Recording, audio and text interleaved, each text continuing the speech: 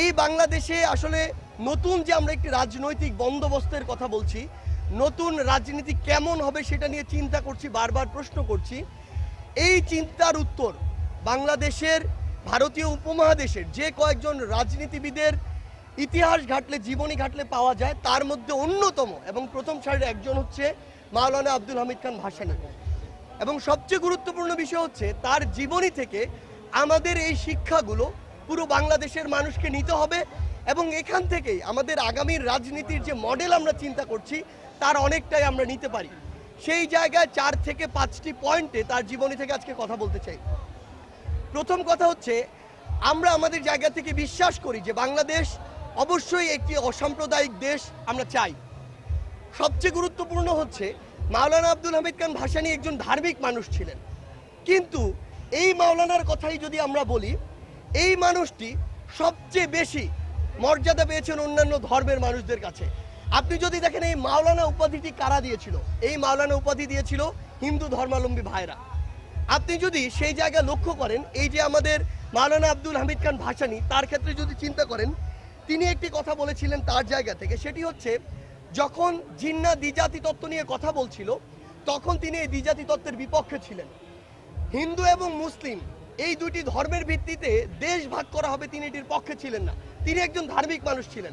কেন পক্ষে ছিলেন না? তিনি মনে করতেন যে এই ভাগটা হতে পারে বাঙালি জাতিরাষ্ট্রের ভিত্তিতে, এবং তিনি এটি মনে করতেন তার জায়গা থেকে যে পূর্ব বাংলা থেকে যদি হিন্দুরা চলে যায় তাহলে আমাদের যে বাঙালি কালচার সেটি নষ্ট হয়ে যাবে।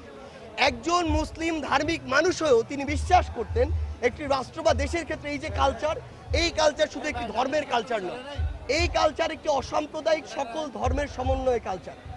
এটি আমাদের একটি গুরুত্বপূর্ণ শিক্ষা নেওয়ার বিষয়। আরেকটি গুরুত্বপূর্ণ বিষয় হচ্ছে, যখন হিন্দু মুসলিম এই দাঙ্গাগুলো হতো তখন মুসলিমদেরকে তিনি এভাবে শাসাতেন যে তুমি জানো না আজকে থেকে 4-5 পুরুষ আগে তোমার পূর্বপুরুষ কোন ধর্মের ছিল, তোমার পূর্বপুরুষ ইরান থেকে এসেছে নাকি মধ্যপ্রাচ্য থেকে এসেছে নাকি মেসোপটেমিয়ার কোনো জনপদ থেকে এসেছে, সেই জায়গায় তুমি ধর্মের ভিত্তিতে কিভাবে আরেকজনের উপর অত্যাচার করো। এই কথাগুলো তিনি তখন ওই আমার নিজের ধর্মের, মুসলমান ধর্মের ভাইদেরকে বলতেন। এভাবে তিনি একজন মুসলমান ধার্মিক মানুষ হয়েও অসাম্প্রদায়িকতা বজায় রেখেছিলেন। আব্দুল হামিদ খান ভাসানী থেকে এই শিক্ষাগুলো সহ আরো অসংখ্য শিক্ষা নিতে পারি, যেই শিক্ষাগুলো আমাদের বর্তমান বাংলাদেশের, ভবিষ্যৎ বাংলাদেশের রাজনীতির যে ধরন সেটি নির্ধারণ করবে এবং নেতাদের সাথে জনগণের যে পার্থক্য, যে একটি বিভেদ, সেই বিভেদের যে দেয়াল, সেই দেয়ালটি ঘুচাবে।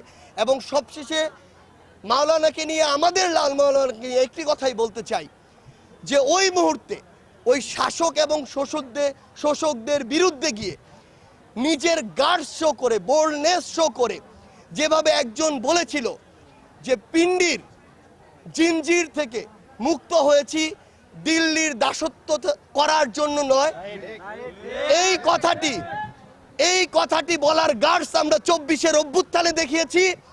এই কথাটি যেন আগামীতেও আমরা বলতে পারি, সেটি আমাদের হৃদয়ে একদম স্বর্ণাক্ষরে লিখে রাখতে হবে।